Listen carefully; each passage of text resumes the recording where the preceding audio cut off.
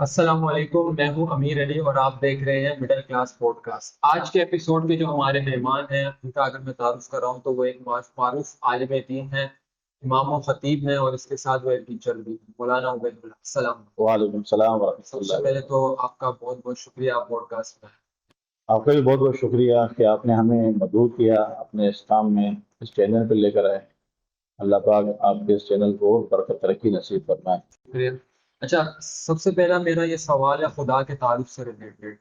اچھا، دنیا میں بہت سارے کانسیپٹ ہیں۔ ایک کانسیپٹ یہ بولتا ہے کہ خدا ایک ہے، دوسرے کچھ لوگ ہیں جو یہ مانتے ہیں کہ خدا ہے لیکن بہت سارے ہیں، تیسرا ایک طبقہ ہے جو خدا کو بالکل مانتا ہی نہیں، نفی کرتا ہے۔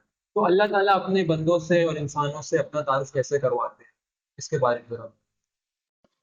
اس کے لیے کہ اللہ رب العزت کو تو تعارف کرانے کی ضرورت ہی نہیں ہے کہ وہ کیوں کسی کے ایک اپنے بندے کے مقابلے میں اپنے آپ کو منوائے۔ یہ تو بندے کا حق ہے کہ وہ اللہ کو مانے۔ نمبر دو، اللہ رب العزت اپنا تعارف خود قرآن مجید میں مختلف جگہوں پر فرما دیا ہے، جس الاخلاص سے قل هو اللہ احد اللہ الصمد لم یلد ولم یولد ولم یکن له کفوا۔ بیسک جو اللہ کا تعارف یہی ہے، اور مزید اگر ڈیٹیل میں جانا چاہیں تو اللہ کا اور مزید تعارف کیا ہے تو وہ آیت الکرسی ہے۔ عام مفہوم و فام زبان میں ہے، ہر بچے کی زبان پر، ہر بوڑھے کی زبان پر، صحت مند کی زبان پر بھی ہے اور مریض کی زبان پر بھی ہے۔ بس ہمارے یہاں مسئلہ یہ ہے کہ ہم اس چیز کو ڈیپ میں جا کے دیکھتے نہیں۔ اگر ڈیپ میں جا کر دیکھا جائے تو پھر آسان ہے اللہ کا تعارف ہمارے سامنے آ جانا۔ اور بھی اللہ نے طاقت کے ذریعے، اپنی قدرت کے ذریعے، اپنے علم کے ذریعے اللہ نے کروایا ہے۔ مثال کے طور پر قرآن مجید کی سورۃ نحل میں اللہ فرماتے ہیں وَإِنَّ لَكُمْ فِي الْأَنْعَامِ لَعِبْرَةً نُسْقِيكُم مِّمَّا فِي بُطُونِهِ مِن بَيْنِ فَرْثٍ وَدَمٍ لَبَنًا خَالِصًا سَائِغًا لِّلشَّارِبِينَ۔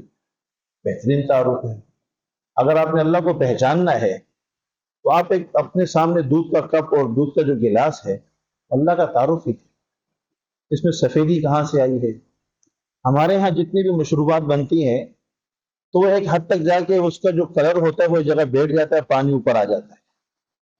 دودھ کو بھی چیک کرنا ہو، ایک نمبر ہے، دو نمبر، اس کو بھی اسی طرح بوتل میں، کانچ کی بوتل میں رکھا جائے، رات کو تو صبح اس کا جو اس میں کوئی پاؤڈر ہوگا یا کوئی وہ کیمیکل نیچے آ جائے گا، پانی اوپر آ جائے گا۔ تو یہ اللہ کا بھی تو ایک بنائی ہوئی چیز، آپ کو چیک کر لو کہ اللہ کیسا ہے۔ وَإِنَّ لَكُمْ فِي الْأَنْعَامِ مَا فِي بُطُونِهِ مِن بَيْنِ فَرْثٍ وَدَمٍ لَبَنًا خَالِصًا سَائِغًا لِّلشَّارِبِينَ، کہ میں اللہ فرما رہے ہیں کہ میں بھینس میں سے یا مادہ میں سے دودھ کو جب لے کے آتا ہوں تو اس میں گوبر بھی ہوتا ہے، خون بھی ہوتا ہے۔ نہ میں اس دودھ کے اندر گوبر کی بو آنے دیتا ہوں، نہ میں خون کا رنگ اس میں آنے دیتا ہوں۔ من بین فرث و دم اللبن، دونوں کے درمیان میں سے نکال خالص للشارب، میں تمہاری بہن۔ یہ بھی اللہ کا تعارف ہمارے سامنے ہے۔ اس طرح مختلف ایسی چیزیں ہیں جو انسان غور کرے تو اس سے ہمیں اللہ نظر آتے ہیں، کیونکہ اس میں کسی بھی انسان کا کمال نہیں ہے، نہ جانور کے اندر یا جاندار کے اندر کوئی آٹو مشین ایسی نہیں لگی ہوئی۔ جب آپ بھینس کو ذبح کر لیے جائے، جو چارہ کھا چکے، دودھ آپ اس کے جسم سے نکال نہیں سکتے۔ دودھ اگر آپ نکالیں گے تو آپ خالص نہیں نکال سکتے۔ یہ اللہ کی ذات ہے جو انسان کی خوراک کے اعتبار سے، انسان کے لباس کے چیز بنائی، خالص بنائی ہے۔ انسان کے پینے کے لیے شہد بنایا، خالص بنایا۔ وَأَوْحَىٰ رَبُّكَ إِلَى النَّحْلِ أَنِ اتَّخِذِي مِنَ الْجِبَالِ بُيُوتًا وَمِنَ الشَّجَرِ وَمِمَّا يَعْرِشُونَ ثُمَّ كُلِي مِن كُلِّ الثَّمَرَاتِ فَاسْلُكِي سُبُلَ رَبِّكِ ذُلُلًا يَخْرُجُ مِن بُطُونِهَا شَرَابٌ مُخْتَلِفٌ أَلْوَانُهُ۔ شہد اللہ کا خالص، ریشم اللہ نے خالص دیا ہمارے۔ تو انسان کی جو چیزیں پہننے کی اچھی ہیں، کھانے کی اچھی ہیں، جتنی وہ اللہ کی طرف سے ساری، اس میں انسان آج تک اور قیامت کی صبح تک کوشش کرتا رہے کہ وہ اپنی بنائی ہوئی چیز قدرت کے مقابلے میں نہیں لا سکتا۔ نیچرل کی جو طاقت اللہ نے رکھی ہے وہ جو فینسی ہے اس میں نہیں آ سکتی۔ اچھا، ایک طبقہ انسانوں میں جو سرے سے خدا کی نفی کرتا ہے، جسے ایتھیسٹ بولتے ہیں، تو کیا اس کی کم عقلی ہے کہ وہ اتنی اللہ تعالیٰ کے کرامات اور معجزات کو دیکھتے ہوئے بھی خدا کی سرے سے نفی کرتا اصل میں امیر علی بھائی ایسا ہے کہ ان کو تعلیم ون سائڈ کی دی جاتی ہے۔ جب ان کو موقع دیا جائے نا دونوں سائڈ کا، تو پھر دودھ کے دودھ پانی کا پانی ہو جائے گا۔ فرعون بھی اپنے آپ کو اسی طرح خدا کہلواتا تھا نا۔ جب موسیٰ علیہ السلام کی معجزات ان کے سامنے آئے تو جو ہی موسیٰ علیہ السلام کی جو قوم تھی جو فرعون کے تسلط میں رہتی تھی وہ موسیٰ علیہ السلام کی طرف متوجہ ہونے لگی، تو سورہ زخرف کے غالباً رکوع نمبر 5 کے اندر واضح ہے کہ فرعون نے فوراً اس قوم کو اپنی مال، اپنی جائیداد، اپنی طاقت دکھا کر دوبارہ اپنے کنٹرول میں لے آئے۔ تو جب ان کو موقع دیا جائے یا ان کو ایسی مجلس فراہم کی جائے تو ماننا کوئی مشکل نہیں ہے اللہ تعالیٰ۔ دوسری پرابلم یہاں ایک یہ دیوبندی، بریلوی، اہل حدیث، اہل تشیع جو بھی ہے، یہ سارے جو لوگ ہیں ہم لوگ اپنی مسجدوں میں بیان کر، اب مسجد کا جو بیان ہوتا ہے، اب ظاہر بات ہے ہندو اس میں نہیں آتا، اس میں دہریہ نہیں آتا، اس میں ملحد نہیں آتا، اس میں مختلف جو غیر مسلم طبقات ہیں وہ مسجدوں میں آتے نہیں ہیں، کیونکہ مسجد میں آنا ان کو برا سمجھتے ہیں، تو جس کی وجہ سے کہ اسلام کا میسج ان تک پہنچ نہیں سکتا، اسلام کی دعوت نہیں پہنچ سکتی۔ جب اسلام کی دعوت جب کسی تک نہیں پہنچی، میسج نہیں پہنچا، تو وہ کیسے ایکسپٹ کرے گا؟ تو اس کے لیے میرا ایک مشورہ یہ ہے کہ تمام مساجد یا محلے کے اندر ایک ایسا بڑا ایک ہال ٹائپ کا ہو یا کوئی ایسی جگہ ہو کہ جہاں محلے والے آ سکتے اور ہر بندہ آ سکتا ہے، وہاں اہل محلے کے عالم دین ہوں، وہاں بیان کریں۔ جس طرح ڈاکٹر ذاکر نائک وہ مسجدوں کے اندر پروگرام نہیں رکھتے ہیں، اس کی مین وجہ یہی ہوتی ہے کہ مسجد میں پروگرام رکھوں گا تو مشرک نہیں آئے گا، کافر نہیں آئے گا، ہندو نہیں آئے گا، سکھ نہیں آئے گا، ملحد نہیں آئے گا، دہریہ نہیں آئے گا، یہ سارے مذاہب ہیں دنیا کے اندر، تو ان جگہ پہ رکھتے ہیں، سب آتے ہیں تو سنتے ہیں، جب سنتے ہیں تو پھر ان کو ایکسپٹ کرنا پڑتا ہے۔ تو اس وجہ سے جو لوگ نہیں مانتے ان تک پیغام حق پہنچا ہوا نہیں ہے، انہوں نے حق پیغام سنا ہوا نہیں ہے، اس وجہ سے ایسے ہی۔ اچھا، سود کی بات کرتے ہیں۔ سود کے بارے میں بھی بہت سارے مس کانسیپٹس ہیں۔ سود کے بارے میں یہ کہا جاتا ہے کہ اللہ اور اس کے رسول صلی اللہ علیہ وسلم کے خلاف جنگ ہے، لیکن ہم اگر پاکستان کے پرسپیکٹو سے دیکھا جائے تو اس وقت اسٹیٹ بینک کے مطابق پاکستان میں 22% جو ہے وہ سود شرح سود ہے۔ ذرا سود کے بارے میں تھوڑا بتائیے گا اور اس کے نقصانات اکانومی پہ کیا ہوتے سود جو ہے یہ اسلام میں حرام قرار دیا گیا ہے۔ اس کی وجہ ہے کہ سود کا بڑا نقصان یہ ہے کہ مال جو ہے وہ صرف سرمایہ دارانہ نظام کے اندر چلتا ہے، بڑے لوگوں کے ہاتھ میں چلتا ہے، اور یہ مال سرکل کر کے غریبوں کے ہاتھ میں نہیں آتا ہے، تو جس کی وجہ سے غریب جو ہے وہ احساس کمتری کا شکار ہوتا ہے، غریب چوری ڈکیتی کی طرف چلا جاتا ہے گا، غریب جو ہے وہ اپنے آپ کو مالدار بنانے کے لیے پھر وہ غلط رویے سے، غلط راستوں سے وہ اپنے مال کمانے کی اپنی حوث پوری کرنے لگ جاتا ہے گا۔ ایک تو یہ بھی ہے، دوسرا کہ اس سے غریب کا، کمزور کا، آدمی کا حق مارا جاتا ہے گا، تو اس لیے اسلام نے اس کو حرام قرار دیا، اور باقاعدہ اس حرام قرار دینے میں اللہ اس کے رسول نے غریب کے ساتھ اپنا وہ کھڑا کیا ہے، غریب کی بیک پہ کھڑے ہوئے اور اعلان جنگ فرما دیا کہ جو یہ عمل کرے وہ اعلان جو ہے، مظلوم کے ساتھ اللہ اس کے رسول کھڑا ہے، مظلوم کے ساتھ قرآن کھڑا ہے، مظلوم کے ساتھ شریعت و دین کھڑی ہوگی۔ تو سود جو ہے اصل میں یہ زیادہ مسئلہ ہے گا، کوئی ظلم ڈھنڈے سے کیا جاتا ہے، کوئی ظلم بھوکا رکھ کے کیا جاتا ہے، تو یہ بھی ایک طرح سے ظلم ہے کہ مزدور نے جو محنت کری، کمایا، سود لینے والا اس کی محنت، اپنے جو اس نے قرضہ دیا ہے، پیسے دیے ہیں، اس کے علاوہ اس کی محنت سے بھی وہ قرضہ پیسے چھین لیتا ہے، تو جس کی وجہ سے غریب آدمی طبقہ اس میں پسا جاتا ہے۔ سود جو ہے اعلان جنگ ہے۔ اعلان جنگ کا مطلب یہ ہے کہ جو مد مقابل آتا ہے تو ظاہر بات ہے تو اس کے بارے میں دل میں، خیالات میں اچھا گمان نہیں رکھا جاتا دشمن کے مقابلے میں، تو اسی لیے غیروں نے ہمارے کو سود کے دلدل میں ڈالا اور پیسوں کی ہمیں کھیتی دکھا کر کہ تاکہ یہ مسلمان اپنے ہی خدا اس کے رسول کے مقابلے میں کھڑا ہو جائے، تو ظاہر بات ہے ہماری معیشت جب تباہ ہوگی تو ہم غیروں کی طرف ہی جائیں گے، تو ہماری معیشت کی جو ایک طرح سے ناسور ہے، کینسر ہے سود جو ہے، جس کی وجہ سے ہماری معیشت جب کمزور ہوگی ظاہر بات ہے پھر آدمی ہر کام کرنے کو تیار ہو جاتا ہے۔ آپ نے دیکھا ہوگا اچھے خاصے لوگ ہوتے ہیں بڑی ایسی جاب کرنے کو تیار ہو جاتے ہیں جس کو ضرور گوارا ہی نہیں کرتا۔ آپ نے سوشل میڈیا پہ دیکھا ہوگا، ہم نے دیکھا بھی ہے، باقاعدہ ہم لوگوں سے ملے بھی ہیں، ایجوکیٹڈ لوگ ہیں، لیکن معیشت اتنی کمزور ہوگی کہ وہ چوکیداری کرنے پر بھی مجبور ہیں۔ تو یہ سارا مسئلہ ہے کہ جب سرمایہ بڑوں کے ہاتھ میں گھومے گا اور چھوٹوں کے ہاتھ میں جب نہیں آئے گا تو پھر یہ زکوٰۃ کا حکم دیا، صدقے کا حکم دیا، تاکہ مال صرف امیروں کے ہاتھ میں نہ رہے، ان سے نکل کر سرکل کر جو غریبوں کے پاس بھی آتا رہے۔ تو یہ سارا ایک مسئلہ ہے معیشت کا، جس کی وجہ سے ہمارے کمزور معیشت میں جو کمزور کیا گیا ہے وہ یہ ناسور رکھا گیا ہے سود کا، اس کی وجہ سے ہمارے میں کمزوری آئی، ہمارے ملک کا سود کی مد میں چلا جاتا ہے، آج ہمارے ملک کا حال یہاں تک پہنچا۔ اچھا، اس کو ختم کیسے کیا جا سکتا ہے؟ کیونکہ ہم نے اب دیکھا ہے کہ یہ بات جو ہے یہ جو یہ تحریک ہے یہ پارلیمنٹ تک پہنچ چکی ہے اور اس کے بارے میں سیریسلی سوچا جا رہا ہے۔ اگر ہم اپنے پڑوسی ملکوں میں دیکھ لیں، جاپان کی مثال لیتے ہیں، تو وہاں پہ بالکل سود کو ختم کر دیا گیا، -2 ہے وہاں پہ جو سود کی شرح ہے۔ تو ہمارا کیا کردار ہے، علماء کا کیا کردار ہے کہ سود کو بالکل پاکستان سے ختم کر دیا؟ امیر علی بھائی، گھر کے اندر بھوک لگی ہو، سب بھوکے ہوں، سب پیاسے ہوں، تو دکاندار سے کب تک ہم قرضہ لے کر کھاتے رہیں گے؟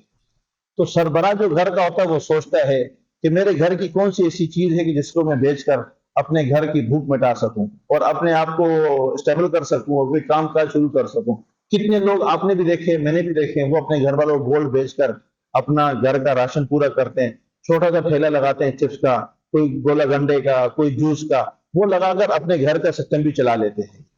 تو یہ مسئلہ ہے کہ ہر وقت ہم لوگ مانگنا، ہر وقت تک لینا، تو یہ بڑا مسئلہ ہے۔ اچھا مولانا صاحب، سود کی بات کر رہے ہیں تو سود اور انسٹالمنٹ، اس میں تھوڑی کنفیوژن ہے۔ کیا انسٹالمنٹ بھی سود کے زمرے میں آتا ہے یا یہ الگ چیز؟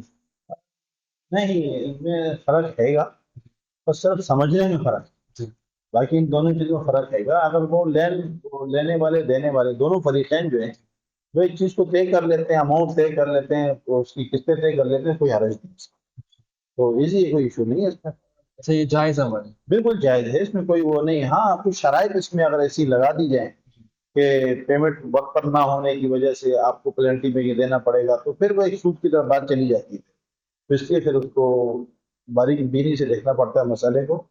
تو ہر انسٹالمنٹ والا جو ہے نا اس چیز کو دیکھتا نہیں، وہ سمجھتا نہیں ہے، وہ ہر دوسرے کو کام کرتے ہوئے دیکھ کر اپنے لیے وہ کام شروع کر دیتے ہیں، تو لہٰذا اس کے لیے ایک شرعی مسئلہ ہے یہ باقاعدہ۔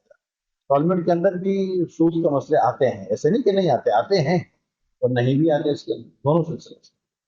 اچھا، اسلاموفوبیا کے بارے میں بات کرتے ہیں۔ یورپ کی اسپیشلی بات کریں تو ایک اسلام کے خلاف پروپیگنڈا کیا جاتا ہے۔ حالیہ کچھ واقعات ہیں جس میں قرآن مجید کو نعوذ باللہ شہید بھی کیا گیا۔ تو ہم ایز اے مسلم کیسے اسلام کو اچھے طریقے سے ریپرزینٹ کر سکتے ہیں اور اسلاموفوبیا کو کم کر سکتے لیکن پوری دنیا کے اندر دو لوگ ہیں، دو طرح کے طبقے ہیں، ایک ہے غیر مسلم، دوسرا ہے مسلم، یہ دو ہی ہیں۔ اب غیر مسلم جو ہے جب وہ کسی ایک پلیٹ فارم پر جمع ہوتے ہیں تو پھر سارے جمع ہوتے ہیں۔ اب اسلام فوبیا کا جو مسئلہ ہے وہ جو امریکہ کا ہے، وہی فرانس، برطانیہ، انگلینڈ، جو بھی دنیا کے تمام کونوں کے اندر ایک ذہن اور ایک ہی الفاظ کے ساتھ وہ میسج چلتا ہے۔ اور ہمارے مسلمانوں کے اندر یہ چیزیں بڑی کمزور ہے۔ والذین کفروا بعضهم اولیاء بعض، کافر جو ہیں وہ اپنے ساتھ ایک جتھا بنے ہوئے ہیں، اس جتھے کے ساتھ ایک اجتماعیت کے ساتھ وہ اسلام پر وہ اٹیک کرتے ہیں۔ اسلام فوبیا جو ہے نا، اصل اسلامتی سے ہے، فوبیا جو ہے معنی خوف کے معنی میں آتا ہے، ڈرنے کے معنی میں آتا ہے۔ تو اس طرح خوفزدہ کر دیا جاتا ہے ان لوگوں کو اسلام سے، مسلمانوں سے، کہ جس کی وجہ سے ان کے ذہنوں میں، ان کے دل و دماغوں نفرت کا بیج بو دیا گیا۔ جو ہم دیکھتے ہیں اللہ کے رسول صلی اللہ علیہ وسلم کے نعوذ باللہ شان میں گستاخی کے خاکے بنا دی گئے، جیسے ہم نے دیکھا قرآن مجید کی بے حرمتی کر دی گئی، کبھی صحابہ اکرام کے نام، یہ سارے وہ سلسلہ اسی کا ہی ہے۔ اسلام فوبیا کا یہ وہی سارے مرکز اور مین وہی اسلام فوبیا ہے، یہ اس کی شاخیں ہیں اور یہ اس کا نتیجہ ہے جو ہم دیکھ رہے ہیں۔ اسلام مسلمان کو کیا کرنا چاہیے، اس میں مین کردار ہمیں یہ دیکھنا ہے۔ وہ جو کر رہے ہیں وہ مانتے نہیں ہے نا، جو اللہ کو نہیں مانتا وہ تو اللہ کی برائی ہی کرے گا، جو رسول کو نہیں مانتا وہ رسول اللہ کی گستاخی کرے گا، جو قرآن کو نہیں مانتا وہ قرآن کے ساتھ یہی عمل کرے گا۔ رونا اور پیٹنے کی وجہ بات سب سے بڑی یہ ہے، ایک مسلمان اللہ کو مانتا ہے، اللہ کی نہیں مانتا۔ جی بالکل۔ ایک مسلمان رسول اللہ کو مانتا ہے، رسول کی نہیں مانتا، قرآن کو مانتا ہے، قرآن کی نہیں مانتا۔ تو ہمیں ان کے اوپر رونا نہیں چاہیے، ہمیں اپنے اوپر رونا چاہیے کہ ہم ابھی تک اپنے اسلام پر پورے کھڑے کیوں نہیں ہوئے۔ وہ کفر تو ظاہر بات ہے، اللہ کو نہیں مانتا، رسول کو، اللہ کے رسول صلی اللہ علیہ وسلم کو اگر مانتے ہوتے تو شب ابی طالب 3 سال قید ہی نہ کرتے، طائف کے اندر وہ اللہ کو طاقت ہی نہ مارتے. یہ گستاخی کا سلسلہ یہ اس وقت سے کفر کا ایک ہی ذہن ابھی تک چلا آ رہا ہے. لیکن اللہ کے رسول صلی اللہ علیہ وسلم نے ان کافروں کو پتھروں سے جواب نہیں دیا، احتجاج کر کے جواب نہیں دیا کہ طائف والوں کے خلاف احتجاج کیا ہو، مکہ والوں کے خلاف کوئی احتجاج کیا ہو، بلکہ اللہ کے رسول صلی اللہ علیہ وسلم نے ایک جماعت تیار کری. اس جماعت میں اللہ اس کے رسول و قرآن کی ایسی محبت بھر دی گئی کہ وہ جماعت اپنا ہر قدم اللہ اس کے رسول و قرآن کے احکامات کے مطابق اٹھانے والے بن گئے، جس کی وجہ سے اسلام ایسا قائم کیا انہوں نے، ایسا عمل لے کر آئے، ایسی مثالی زندگی ہمارے لیے قائم کری. پھر ایک دنیا تک آج بھی دنیا اپنے مختلف چیز، اپنی معاشرتی طور پر، اپنے تجارتی طور پر انہی کے اصول صحابہ کرام کے لے کر اپنی زندگی بس. اسلامی خوبیاں پر باہر والوں کا جو برا پن ہے وہ تو برا ہے ہی ہے، لیکن اس سے زیادہ برا مسلمان کا برائی جو اللہ کے ساتھ، قرآن کے ساتھ، رسول کے ساتھ مخلص نہیں ہو رہا. یہ اس پر رونے کی اس وقت بات ہے. اور میں تو کیا کہتا ہوں، آپ کے چینل کے توسط سے اس بات ہوئی کہ تمام علماء اکرام اس بات کو آگاہی کے طور پر اس بات کو پھیلا رہے ہیں کہ مسلمان تب ہی مسلمان کہلائے گا جب اللہ اس کے رسول و قرآن پر وہ اپنے آپ کو پابند کرے گا. اگر کسی نے وہاں اللہ کے رسول کی گستاخی کری تو آپ اپنی زندگی میں دیکھو کہ آپ نے اللہ کے رسول کی کتنی سنتوں کو چھوڑ رکھا ہے. تو جب آپ اپنی زندگی میں سنتوں کو لے کے نہیں آؤ گے تو آپ پر تو رونا بنتا ہی بنتا ہے. ان پر تو رونا نہیں بنتا کیونکہ وہ مانتے ہی نہیں ہے نا. جو مانتا ہی نہیں ہے وہ غلط کرے تو اس پر رونا نہیں بنتا. مثال کے طور پر ایک والد ہے، اس کی اولاد ہے، اب وہ مانتی ہے کہ میرا والد ہے لیکن وہ باپ کی بات نہیں مانتی، باپ تو روئے گا نا اس کے اوپر، محلے والے بھی روئیں گے. یار تم کیسے باپ کے اولاد والد کی باتیں تم نہیں مانتے ہو. اس لیے مسلمانوں پر رونا بنتا ہے، زیادہ رونا مسلمانوں پر ہے. قرآن پڑھتے ہیں زندگی قرآن کے خلاف، کلمہ پڑھتے ہیں اللہ کے احکامات کے خلاف، رسول اللہ کو نبی و خاتم النبیین و ختم نبوت پر مر مٹتا ہے لیکن رسول کی سنت کو اپنانے کو تیار نہیں ہے. اس وجہ سے اسلام کی جو طاقت اور قوت ہے وہ کمزور ہو گئی. جب تو وہ طاقت اور قوت کمزور ہو گئی ہے تو اس لیے ہمارا مد مقابل مضبوط ہوتا چلا جا رہا ہے، دن بدن اس میں مضبوطی آتی جا رہی ہے اور نفرت انگیز انداز میں، شکل میں اور طاقت کے ذریعے ہمارے سامنے آ رہا ہے. تو میں سمجھتا ہوں اس کا جواب جو ہماری مختلف ایک عالمی تنظیمیں بنی ہوئی ہیں ہماری جو اس پر کام کر رہی ہیں، لیکن ان پر بھی بڑا افسوس ہوتا ہے. آگے چل کے ہم بات کرتے ہیں اس کے اوپر بھی، لیکن مین مقصد یہ کہ ہمارے جو طبقات ہیں نا نیچے والے مسلمان، وہ اس میں بڑا کمزور ہے. احکامات کو ماننے میں، رسول اللہ کے ساتھ اپنا تعلق قائم کرنے میں، قرآن کے ساتھ نسبت. آج کے تاجر کو بولو یار سچائی دیانتداری کے ساتھ کام کرو تو جواب کیا آئے گا؟ کماؤں گا کیا؟ بچوں کو بھوکا ماروں گا میں. یہ تو حالت ہے. تو کس طرح پھر اسلام کو پروان آپ چڑھا سکتے ہیں؟ کس طرح آپ اسلام کو مضبوط کر سکتے ہیں جب آپ اس کے مضبوط نہیں؟ تبھی گھر میں چور آتا ہے جب دروازے نہیں ہوتے یا دروازے ٹوٹے ہوئے ہوتے ہیں. تبھی گھر میں چور آتا ہے جب اس کی چھت نہیں ہوا کرتی. تو یہی وجہ ہے کہ آج اسلام پر ہر بندہ جو حملہ کر رہا ہے، ہم نے اسلام کو اپنے رویے سے، اپنے کردار سے کمزور کر کے رکھا. اس کے دروازے توڑ دیے، اس کی چھتیں ہم نے اکھیڑ کے رکھ دی ہیں. جو صحابہ نے اپنے خون کے ساتھ اسلام کی چھتیں قائم کری، اسلام کی بنیاد قائم کری، ان بنیادوں کو، ان چھتوں کو ہم نے بے اکرامی کے ساتھ اور اسلام اور اللہ اس کے رسول سے دور ہو کر جو نقصان پہنچایا، تو چور تو آئے گا، وہ تو بات کرے گا. یہ ابو بکر صدیق کے، ابو بکر فاروق کے دور میں کیوں نہیں بولتے؟ اس کی وجہ مضبوط تھا مسلمان تھا. تو اسلام کی کمزوری، آج مسجدوں کا حال دیکھ لو، قرآن مجید کھولا کب جاتا ہے وہ آپ دیکھ لیں کیا صورت حال ہے. یہ اس وجہ سے ہمارے اسلام خوبیہ جو ہے وہ مضبوط ہوتا جا رہا اور مسلمان کمزور ہوتا جا رہا. اس کو ختم کرنے کا احتجاج اپنی جگہ پر ٹھیک اچھی بات ہے، یہ بھی ایک ذریعہ ہے، اسباب ہے، لیکن سب سے بڑا ذریعہ یہ ہوگا کہ مسلمان کو اسلام کی بنیادوں پر کھڑا ہونا ہوگا، تب جا کر اسلام خوبیہ کمزور ہو سکتا ہے. اگر مسلمان اسلام پر کھڑا نہ ہوا تو وہ مضبوط سے مضبوط ہوتا چلا جائے. اچھا OIC کا اس بارے میں کیا کردار ہے؟ ٹھیک ہے، ایک پلیٹ فارم پہ سارے مسلمانوں کی جماعت اکٹھی ہو گئی ہے، لیکن اس طرح سے اچھے طریقے سے ریپرزینٹ نہیں کر پا رہے، ایفیکٹو وے پہ ریپرزینٹ نہیں کر پا رہے. تو اس کے بارے میں آپ کیا کہیں گے؟ OIC بھی ایک جماعت تنظیم بنائی گئی تھی، غالباً سن 1969 کی بات ہے، جب مسجد اقصیٰ کے اندر یہودیوں نے کچھ بے احترامی کری تھی. اس کی بے احترامی پر، بے حرمتی پر لایا گیا تھا. اور پھر اس جماعت کے آج تک اجلاس ہی ہوتے رہے ہیں، تو اس جماعت کا کوئی مثبت ابھی تک کوئی ہم نے ایکٹیویٹی اس کی دیکھی نہیں ہم نے آج تک۔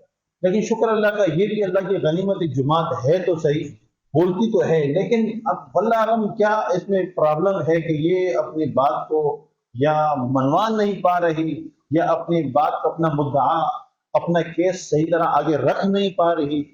تو اس کے لیے ایک بڑی فکر کی ضرورت ہے، بلکہ عالم کے تمام جو ہمارے بڑے جتنے بھی سربراہان ہیں مسلم، چاہے وہ اس کا تعلق ہو کسی بھی کنٹری کے صدارت کے ساتھ ہو، وزارت کے ساتھ ہو، یا کسی بھی عہدے کے ساتھ ہو، اس کو کام سیریس لینا چاہیے، اور بالکل ایک طاقت کے ساتھ اور ایک بالکل سختی کے ساتھ جتنے بھی اسلام کے خلاف جہاں جہاں بھی آواز اٹھتی ہے ان ممالک کے ساتھ اس طرح کا بائیکاٹ ہو یا اس طرح کا پریشر دیا جائے، تاکہ وہ اپنے ممالک کے اندر قانون بنا کے رکھ دیں کہ جس طرح ہمارے دینی اشخاص کو برا بلا کہنا منع ہے، تو اس طرح دوسرے بلکہ الگ اسلام نے منع کی۔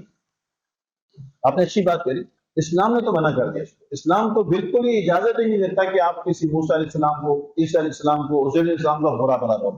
ہمیں تو ان کی بھی عزت احترام اور ایمان لانے کا ہمیں حکم دیا گیا ہے۔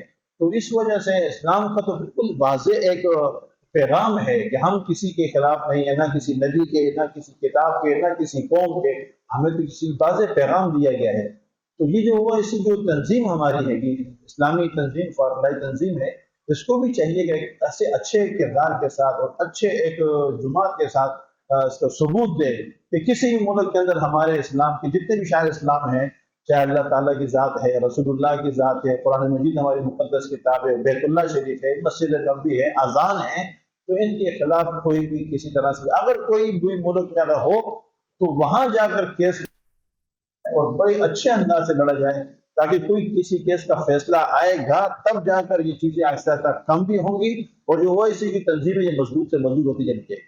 اچھا، اسلامو فوبیا کا تو ایک مسئلہ ہے اپنی جگہ، لیکن اسلامی انتہا پسندی بھی ایک مسئلہ ہے۔ جتنا نقصان باہر والوں نے پہنچایا ہے، میرے خیال سے اتنا ہی نقصان اندر کے کچھ لوگوں نے پہنچایا ہے۔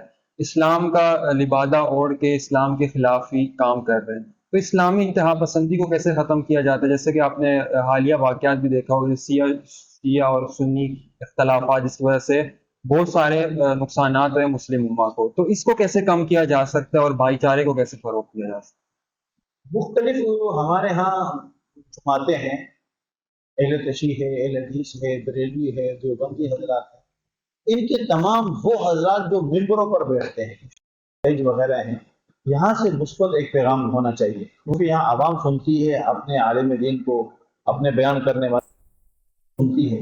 یہاں سے جب مثبت پیغام دیا جائے گا، مثبت ایک بات کی جائے گی، تو اس طرح انشاءاللہ امید ہے کہ یہ اسلام میں انتہا پسندی جو لوگوں میں پیدا ہو رہی ہے، یہ ختم ہونے کے چانسز بہت زیادہ ہو جائیں گے ساتھ۔ دوسرا اس کے اندر یہ بھی ہے کہ ہیں اختلافات، فروعی اختلافات ہیں، تو ان فروعی اختلافات کو، ایک اصولی اختلافات، ایک ہے فروعی اختلافات، جو فروعی اختلافات ہیں اس کو جو ہے وہ علماء آپس میں بیٹھ کر ڈسکس کریں، بڑے بڑے علماء بیٹھے ہیں، ہر ایک کے پاس علم کا سمندر ہے، تو اس کے ساتھ بیٹھ کر اس کو حل کریں، اور اس طرح عوامی مجمع کے اندر آ کر ان اختلافات کو بیان کرنے سے، کیونکہ ہر بندے کا ذہن اتنا نہیں ہے، نہ اتنا علم اس کے پاس ہے کہ جو بات کی جا رہی ہے اس کو سمجھو اور سمجھ کر آگے بیان کرو، تو بغیر سمجھ کے جو آگے بات پھیلائی جا رہی ہے، اس کی وجہ سے ایک انتہا پسندی پیدا ہوتی ہے، اس کی وجہ سے دوریاں آپس میں پیدا ہوتی ہیں۔ ہر مسلک کی ایک اپنی مسجد بنی ہوئی، بڑا افسوس ہوتا ہے اس چیز کو دیکھ کر کہ یہ دیوبندی کی مسجد ہے، یہ بریلوی کی مسجد ہے، یہ اہل تشیع کی مسجد ہے۔ مسجد تو اللہ، تو اس میں ایک مثبت ایک پیغام ہو، پیغام کے ذریعے لوگ ایک دوسرے کی بات سنیں اور سننے کی بھی صلاحیت اپنے اندر پیدا کریں، تو پھر انشاءاللہ امید ہے کہ یہ چیزیں آپس میں ختم ہو سکتی ہیں۔ جب تک ہمارے بڑے اپنے بیانات کے اندر مثبت پہلو نہیں اختیار کریں گے، تو اس وقت تک یہ اصلاح پسندی ختم ہونا بہت مشکل ہے۔ اچھا، اسلامی طرز حکمرانی کے بارے میں بات کرتے ہیں۔ پاکستان میں دیکھا جائے تو یہاں تو ڈیموکریسی ہے، یہاں پھر مارشل لاء کا کچھ ٹائم تھا۔ تو اسلام میں کیا طرز حکمرانی ہے اور اس کو پاکستان میں کیسے امپلیمنٹ کیا جا سکتا ہمارے سامنے اسلامی طرز حکمرانی جو ہے وہ خلفائے راشدین کا جو زمانہ وہ بہترین زمانہ ہے۔ انہوں نے جو نظام چلایا، جس طرح حکومتیں چلائی، اس کے اندر محبتیں بانٹی، الفتیں آئیں، ہمدردیاں آئیں، اور اس طرح اپنے اپنے جو ممالک تھے، مملکت تھی، اس کے اندر ان کی یہاں وسعتیں بھی پیدا ہوتی چلی گئی. تو اس میں یہ تھا کہ اس کے اندر کہ چند باتیں صحابہ کرام میں جو خلافت کا دور جو گزرا ہے گا، ایک ہے خلافت کا دور، ایک ہے بادشاہت کا دور، اور ایک ہے یہ ہمارا جمہوری نظام. تو سب میں اپنا اپنا ایک طرز ہے کے اندر. ایک ہوتا ہے خلیفہ کہ ایک کے جانے کے بعد مسلمان اپنے لیے ایک کو چن لیں بڑا. ایک ہے بادشاہت کا دور، جیسے آج کل مختلف ممالک میں چل رہا ہے، جیسے سعودی عرب کے اندر بھی چل رہا ہے کہ بادشاہ ہمارا، بادشاہ کے بعد بادشاہ کا بیٹا ہے. اور ایک ہے جو ہمارے ہاں جمہوری نظام ہے کہ ایک بندہ کھڑا ہوتا ہے اور اس کے لیے وہ اپنے لیے ووٹ مانگتا ہے، باقاعدہ ووٹ مانگ کے اس کو ووٹ دیا جاتا ہے، پھر اس کو سلیکٹ کیا جاتا ہے. جو بھی نظام ہمارے پاکستان میں چل رہا، آپ بھی اس سے خوب واقف ہیں، سارے واقف ہیں سے. لیکن اس کو چلانے کا جو مسئلہ ہے وہ مسئلہ مین ہے. چاہے وہ بادشاہ تو ہمیں اس سے اختلاف نہیں ہے، چاہے وہ خلافت ہو اس سے بھی ہمیں اختلاف نہیں ہے، چاہے وہ جمہوری نظام سسٹم ہو اس سے بھی ہمیں اختلافات ہے. ہمیں اختلاف اس بات سے ہوتا ہے کہ ہمیں اس کو چلانے کے جو طریقہ ہے وہ معلوم نہیں ہوتا. چلانے والا اس ملک کو، اس کے اصولوں کو چلانے سے ناواقف زیادہ تر ہوتے ہیں، جس کی وجہ سے پھیلتی ہے، جس کی وجہ سے کرپشن کے مسائل سامنے آتے ہیں، جس کی وجہ سے حق تلفی سامنے آتی ہیں. تو یہ جو نظام اس طرح چل نہیں سکتا. اسلامی طرز حکومت یہ ہے کہ بادشاہ اور رعایا قانون کے مطابق دونوں ایک ہوں. یہ نہیں ہوگا کہ بادشاہ کے لیے الگ قانون ہو اور رعایا کے لیے الگ قانون ہو. تبھی صحابہ اکرام کے اندر یہ چیزیں نہیں تھی. جو خلیفہ کے لیے قانون تھا وہی ماتحت کے لیے وہی قانون تھا. دونوں ایک قانون کے تحت ہوتے تھے تو نظام چلتا. تو معلوم تھا بادشاہ کو اس قانون کی خلاف ورزی نہیں کروں گا تو میں مجرم قرار دیا جاؤں گا ریاست کا. اسی طرح عوام کو بھی معلوم تھا اگر میں قانون کی خلاف ورزی کروں گا تو میں بھی مجرم قرار دیا جاؤں گا. آپ نے دیکھا ہوگا تو عمر رضی اللہ تعالیٰ مسجد اقصی جب فتح کر رہے تھے، جب اینڈ پر پہنچے تھے تو اس وقت ان کی باری تھی اونٹ کو نکل پکڑ کے چلنے کی تھی، اور غلام کی جو باری تھی اوپر بیٹھنے کی تھی. لیکن غلام نے کہا کہ حضرت آپ آ جائیں، اب تو وقت قریب ہو چکا ہے. طے ہوا تھا کہ چند سفر آپ سواری پہ کریں گے اور میں پیدل چلوں گا، اور میں سواری چند سفر کروں گا چند میل تک. تو آپ اس طرح اس اصول پر وہ رہے، اصول کو اپنے نے ختم کیا. اگرچہ مسجد بیت المقدس تک پہنچ گئے لیکن اپنے اصولوں کے مطابق پہنچے. تبھی امن تھا، تبھی رعایا کے دل میں بڑے کی محبت تھی، بڑے کا تحفظ تھا، بڑے کا احترام تھا، اور بڑے کے دل میں رعایا کا غم تھا. تبھی تو ایک نظام قائم ہوا. اسلام یہی کہتا ہے کہ جو بڑوں کے لیے وہی چھوٹوں کے لیے. یہ نہیں کہ بڑوں کے لیے الگ ہے چھوٹوں کے لیے. نمبر ایک. نمبر دو، جسے میں نے آپ کو بتایا کہ قانون کے بارے. نمبر دو، حق کے اعتبار سے جو حق بڑے کا ہو وہ حق چھوٹے کا ہو. یہ نہیں کہ بڑے کا حق زیادہ ہے چھوٹے کا حق کم ہے، ایسا نہیں ہے گا. حضرت بکر صدیق رضی اللہ تعالیٰ کا زمانہ آپ دیکھ لیں کہ انہوں نے گھر میں دیکھا تو میٹھا تیار ہو گیا. تو پوچھا گھر والوں سے میٹھا کہاں سے تیار ہو گیا؟ تو انہوں نے کہا کہ بیت المال میں سے جو آپ کو پیسے ملتے تھے، جو آپ کے حق کے پیسے آتے تھے، جیسے ہم بچا لیا کرتے تھے بچ جاتے تھے، تو بچ کے پیسے جمع ہو کے تو میٹھا بنا دیا. تو اس نے کہا اچھا، اس کا مطلب یہ ہے کہ جتنا میری ضرورت ہے، میرا حق ہے، اس سے زیادہ پیسہ آ رہا ہے. تو بیت المال والوں کو آرڈر جاری کر دیا کہ بھائی میرے پیسوں میں سے میرے وظیفے میں سے پیسے وہ کم کر دیے تھے. تو ایک اپنا حق لیا جائے اور اپنے آپ کو قانون کے مطابق رکھا جائے. یہ اسلام کی طرز حکومت حکمرانی پھر قائم ہو سکتی. لیکن جب بڑے اپنے آپ کو قانون سے بالا تر سمجھیں گے اور اپنے آپ کو سارے حقوق کا وارث سمجھیں گے تو پھر تو اس طرح اسلامی حکومت نہ اسلام کا حکم ہے نہ شریعت کا ایسا انداز رہا ہے. تبھی تو افراتفری کا عالم ہے. جو آتا ہے مجرم بن کے اتر جاتا ہے. ہمارے پاس وہ دور تھا کہ حضرت ابوبکر صدیق کا، عمر فاروق کا، عثمان غنی کا، حضرت علی کا رضی اللہ، حضرت عمر بن عبدالعزیز کا، اور بھی بہت سارے ایسے بادشاہ گزرے ہیں کہ جب وہ اترے ہیں تو لوگ پھر روئے ہیں ان کے پیچھے. ہمارے ہاں تو لوگ 1 سال 2 سال پہلے ہی ان کو اتارنے پہ احتجاج کرنا شروع کر دیتے. اس کی مین وجہ یہ ہوتی ہے کہ قانون اور بالاتر جب بڑے سمجھتے ہیں تو پھر اس کے نقصانات آپ کو ہمارے سامنے ہوتے ہیں جس کام پہنچ چکا ہے. اچھا، اسلامی معاشرے میں خواتین کا کیا کردار ہے؟ ہم دیکھتے ہیں کہ اسلام کو غلط پورٹرے کیا جاتا ہے کہ شاید عورتوں کو اس حساب سے حقوق نہیں دیے جاتے یا ان پہ ظلم کیا جاتا ہے. تو اور ایک تحریک بھی شروع ہوئی ہے فیمنزم کے نام سے، جو کہ یورپ سے چلتی ہوئی آج ہمارے معاشرے تک پہنچ گئی ہے. تو آپ کیسے اس چیز کو دیکھتے ہیں اور اسلام میں کیسے عورتوں کے حقوق کو پروموٹ کیا گیا؟ اسلام ہر ایک کے حق دیتا ہے گا. یہاں تک کہ اسلام نے جانوروں کے بھی حق رکھے ہیں. یہاں تک کہ انسان کے صرف حق نہیں بلکہ انسان کے باڈی کے ایک پارٹس کے بھی اسلام نے حق رکھے ہیں. صحابی کی گھر والے نے شکایت کری اللہ کے رسول صلی اللہ علیہ وسلم سے کہ میرا شوہر آتے اور سو جاتے ہیں. وہ کبھی کہا کہ آتے ہیں دن بھر روزہ رکھتے ہیں، رات بھر نفلوں کی نیت باندھ دیتے ہیں. تو اللہ کے رسول نے بلا کر ان سے کہا کہ دیکھو آپ پر حق ہے، آپ کے دماغ کا آپ پر حق ہے، آپ کے وجود کا آپ پر حق ہے. تو اسلام یہ تعارف تھا کہ اسلام نے حق اتنا دیا ہے، نہ صرف ایک انسان کو دیا بلکہ انسان کی باڈی کو بھی، اس باڈی کے ایک پارٹس کو بھی اسلام نے حق دیا ہے گا. تو کیوں نہ اسلام عورت کو حق دے گا؟ اسلام کیسے نہیں حق دے سکتا؟ تو اسلام نے عورت کو حق دیے ہیں. اس معاشرے کے اندر عورت کے بڑے حق ہیں، حقوق ہیں، جس کی یہی تو وجہ ہے کہ اسلام نے عورت کو اتنے حق دیے ہیں. ماں کا درجہ بھی اس کے پاس رکھا ہے، بیٹی کا درجہ بھی اس کو دے رکھا ہے، بیوی کا درجہ بھی اس کو دے رکھا ہے گا، اور اسی طرح بہن کا درجہ بھی اس کو دے رکھا ہے. اور یہاں تک اتنے حق دیے ہیں اس کو کہ مردوں کو پرنٹ والے کپڑے پہننے کی اجازت نہیں ہے، اور خواتین کو کہا تمہیں چھوٹ ہے، تم پرنٹڈ کپڑے پہن سکتے ہو. مردوں کو اپنے ہاتھوں پر ڈیزائن بنانے کی اجازت نہیں ہے، اپنے جسم پر ڈیزائن بنانے کی اجازت نہیں ہے. عورتوں کو کہا تمہارے کو چھوٹ ہے. مردوں کو کہا سونا پہننے کی اجازت نہیں ہے، عورتوں کا تمہیں چھوٹ ہے، جتنا سونا چاہو پہنو. حالانکہ چاندی کی رکھی ہے، اس کا وزن بتایا ہے گا، اس وزن سے زیادہ مرد پہن نہیں سکتا. لیکن عورت کو چھوٹ دی ہے، وہ 100 تولہ بھی سونا پہن لے کوئی پرواہ نہیں، وہ 100 تولہ چاندی اپنے گلے ڈال لے کوئی پرواہ نہیں، جوتے اپنے سونے کے بنا لے چاندی کے کوئی پرواہ نہیں. اسلام نے تو عورت کو اتنا ماشاءاللہ کیا ہوا عزت دی ہے، اتنے حق اس کو دے رکھے کہ پتہ نہیں خواتین اس سے بڑی اور آزادی کیا چاہتی ہے. کہ سونے میں ان کو آزاد کر دیا، چاندی میں آزاد کر دیا، لباس میں ان کی جو من پسند ڈیزائن کپڑا کلر جو پہنے کوئی پابندی نہیں ہے ان کے لیے. تو مزید آزادی اور مزید ان کی کیا حقوق ہیں وہ اسلام کو بتا دیں، تاکہ اسلام مزید ان کے حقوق بھی ان کو بتا دے. تو یہی ایک وجہ ہے کہ عورتوں نے اپنے آپ کو اتنا آزادانہ رویے کی طرف چلے جا رہی ہے، جس کی وجہ سے خود اپنے آپ کو احساس کمتری کا شکار ہے کہ اسلام نے ہمیں ایسا کر دیا. اسلام میں ایسی بات نہیں، یہ عورتوں کی کم فہمی ہے. اچھا، آج کل ڈپریشن، انزائٹی اور ٹینشن یہ بہت زیادہ ہمارے معاشرے، خصوصاً اگر نوجوانوں کی بات کریں تو مشکل حالات آتے ہیں زندگی میں. تو اس کو مشکل حالات کو کیسے فیس کیا جائے اور مشکل حالات سے کیسے نکلا جائے، اس کے بارے میں ذرا تھوڑا.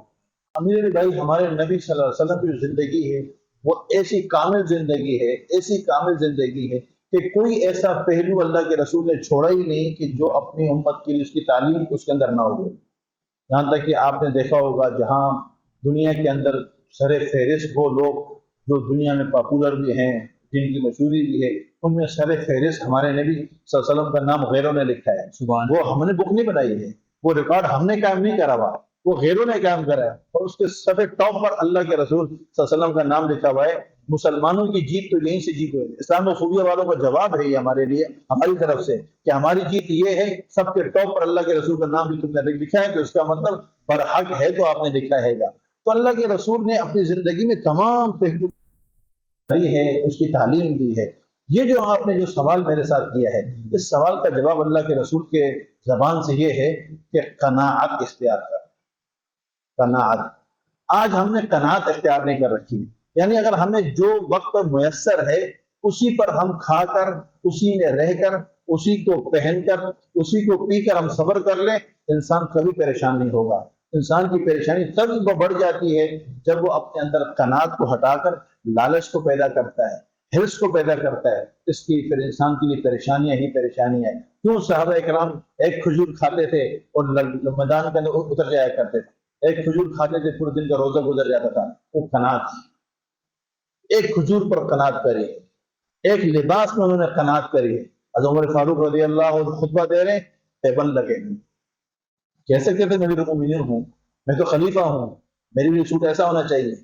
تو جب انہوں نے اسی لباس کو قناعت سمجھا، لباس اس وقت موجود ہے، اللہ کا شکر ہے، خوشی زندگی، راحت کی کوئی ٹینشن نہیں. تو یہی وجہ ہے کہ آج ہماری ٹینشنوں کی، آج ہماری پریشانیوں کی، مصیبت اور مشکلات کی مین وجہ یہی ہے کہ آج ہمارا پیٹ دنیا کی چیزوں سے نہیں بھر پا رہا، نہ لباس سے، نہ کھانے سے، نہ رہنے سے، نہ سہنے سے، جس کی وجہ سے اللہ کے رسول نے فرما دیا یہ دنیا بھی ذلیل ہے، دنیا کو حاصل کرنے والا دنیا اس کو ذلیل کر کے رکھ دیتی ہے.